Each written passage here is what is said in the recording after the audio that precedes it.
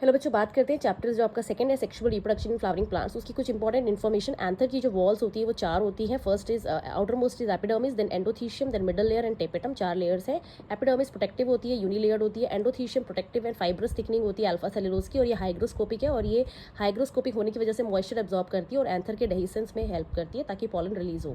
Middle layer जो है वो 2 to 3 लेयर्ड एंड सेल्स होते हैं उसके एफिमेरल, मतलब कि वो कुछ ड्यूरेशन तक ही रहते हैं, बाद में डीजनरेट हो जाते हैं। एंड टेपेटम सबसे इनर मोस्ट है, और ये मल्टी न्यूक्लिएट होती है, पॉलीप्लॉइड सेल्स होते हैं, and it provides nourishment to developing pollen grains. यहाँ पर एक चीज़ बहुत इंपॉर्टेंट है, टेपेटम पे बहुत सारे क्वेश्चंस आते हैं, याद रखिएगा। नरिशमेंट है और न्यूट्रिटिव है और मल्टी न्यूक्लिएट और पॉलीप्लॉइड है।